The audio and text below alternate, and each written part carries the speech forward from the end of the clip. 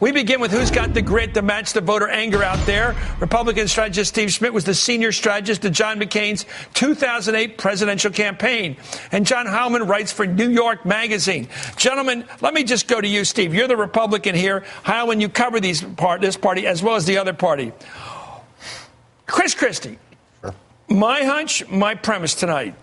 I think he's got something. It's irritability. It's like, don't mess with me. You take a shot at me, I'll shoot back at you. It's the angry guy or woman in traffic. Life is congested today. We're angry. He's got that sense.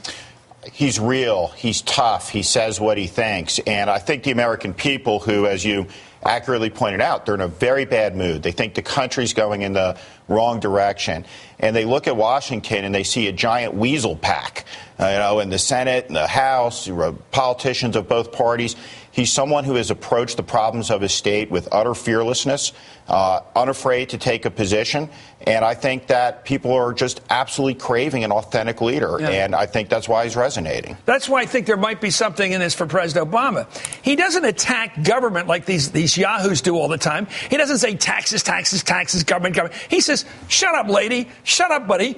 You go get off the beach, buddy. He's angry generally.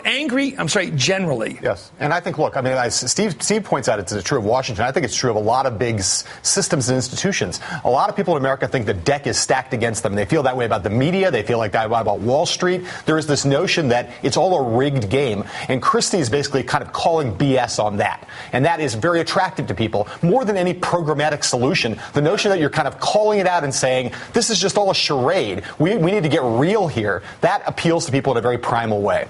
Well, let's take a look at some of Christie's greatest attitude hits. Let's listen. But he has an attitude, this guy.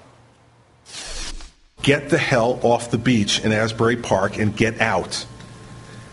You're done. It's 4:30. You've maximized your tan. You're going to have to raise the retirement age for Social Security. Ho, I just said it, and I'm still standing here.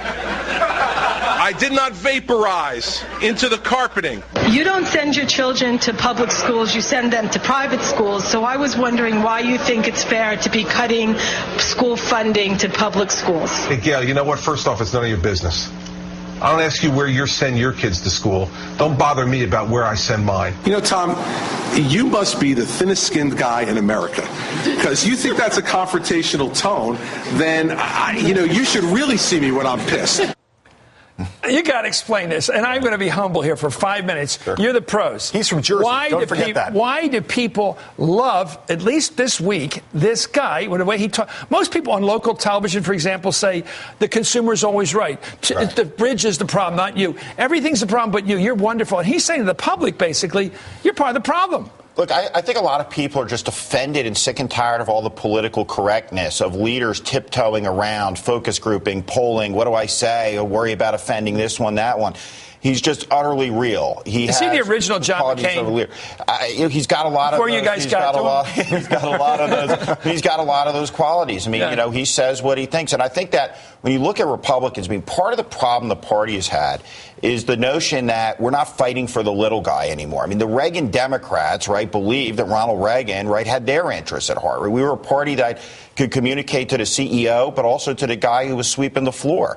And he's absolutely someone who has a blue-collar sensibility. The ability to put a Northeast face on the party is a game changer. He's a very compelling candidate, I think, out there, and he suits the times very well. Let's go to President Obama. He says he doesn't watch these debates. He says he doesn't pay attention. He must. Yeah. And what can they learn from this guy in terms of his ability to connect? Can a guy who's playing defense somehow shift to offense, meaning Obama? Well, I think he's going to have to, and I think it's one of the biggest mistakes that they made. When Obama came to Washington, the biggest mandate that he had was this ephemeral thing, but it was change the system. This is all messed up. Go in there and change things. Don't play by the old rules. Don't play the old game. Speak truth to power. Yes. And he came and became a Washington inside player, and there were reasons why he did that. He wanted to get health care passed. He wanted to play the legislative game, but he became of this city and of the friend of Harry Reid's and Nancy Pelosi. Yes, and not the kind of person that Steve's talking about Reagan Democrats, the working people in America want the impression, and this is what Bill Clinton did so well as Ronald Reagan. He gave them the impression that he was out there fighting for them every day. Well, listen,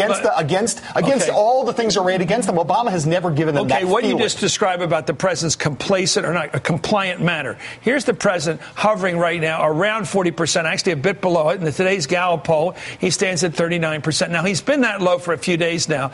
He's at 51. But you're a Republican. Sure. Open your heart. Would Obama be better off getting a little tougher and grittier and stop being Mr. Nice Guy? I think one of the problems that he has right now is I think he's fundamentally overexposed, number one. And secondly, I think he's in a bit of a conundrum. It's important for him to point out the seriousness of the problems that he inherited when he came into office, but he's been in office for 3 years, and I think you just eviscerate yourself from a leadership perspective when you're constantly blaming, other people for the problems that are around. So I just think he's in a difficult situation. People are angry. I think he should be less political. I think, he should be out there focusing on the duties of being president, and that's always the best path for recovery. You agree with that? He shouldn't point out the fact that he walked into an auto industry that was dead, a banking industry that was sick, a group of American consumers who were scared to death, investors who were burnt, and he shouldn't point out what he walked into? I think people already know. He's done that a lot, and I think people already know that. I think it's, to your point, if he wants to start blaming, if he wants to be critical, if he wants to be fighting, he should be fighting against Republicans who are being intransigent and keeping him from passing an agenda that would help people now. But what's interesting, Chris, is that, when he got out and got a little feisty the other day, where he made this comment in front of a largely black audience when he talked about, stop complaining. Get out of your slippers. Get out of your marching boots. That's a very Chris Christie-ish kind of thing to say. And what happened was that part of the party rose up and, challenged him immediately. Well, there were a lot of voices that were like, what is the president saying? Maxine Waters did. I don't know if she speaks for the whole room. I don't mean to suggest she does, but I'm saying that the Democratic base is a little bit more politically correct and tends to be gets more offended when the president does things that a guy like Chris Christie can get away with in the Republican Party. Harder for a Democratic president to do those things when it comes to his base. It's just harder. There's more complaint. Okay, let me ask you a question. You got two personalities running for president coming up in 2012. Let's assume the Republican candidate will be smart to be angry. I know Mitt can't fake it very well, but it ought to be angry. If Obama seems cheerful, is he off base? I think at the end of the day, you have to be who you are. And I think at the end of the day, the president is an optimistic person. I think he's a nice person. He conveys niceness. People like the president. That's why it's a mistake for a Rick Perry, for example, to attack the president personally as opposed to, his policies. I think that angry candidates don't win at the end of the day. Howard Dean. But the display, but Howard Dean, for example, was an angry candidate. But the strategic use of anger, right? The strategic use of anger to suit the times, I think, is appropriate, and I think he is very much aligned with the zeitgeist of the times. Let's take a look at this. Here's how the Republicans stand right there. There's been very little movement. It looks like it's frozen now to the next debate, or to whether Christie gets in or not. Let's take a look at this. Mitt Romney's at 23, but he's been at 23 for about 5 years right now. Rick Perry's fallen 10 points to 19. That's movement in the wrong direction. Look at this. Herman Cain is now in contention. He didn't just win that straw vote down there in Florida last week. Look at him. He's at 17. He's within striking distance. John, you covered this. Is he actually a candidate now that could win this nomination? No. What's it mean to be up that high? Well, it means that there's been a collapse in support for Rick Perry. It means that he's given some good debate performances. It means that people like his specificity. What's stopping him? The 999 thing. Well, I don't think he's a serious or credible candidate. And I think he's very much like a lot of other Republicans. Michelle Bachmann was up at 17% for a while, and now she's at 0 or down to 3% or whatever. She's below John Huntsman now. Donald Trump was ahead in Iowa. She's ahead of Perry in Iowa. Donald Trump was at the top for a while. We've had a succession of fad candidates because there is a fundamental lack of satisfaction with Mitt Romney. You point out, it's correct. He may win the Republican nomination, but he's been at that 23% for a long time. He's not been able to rally the grassroots, and there's still a big part of the establishment that's not that comfortable with him. And so they float. There's like a free radical vote that goes and lands on these people and then drifts away. The last week or two, the president's been tough. He's been populist. He's going over, if you will, to the left, the populist side of things. I think he's got he's beginning to rouse the troops. Do you think he's right?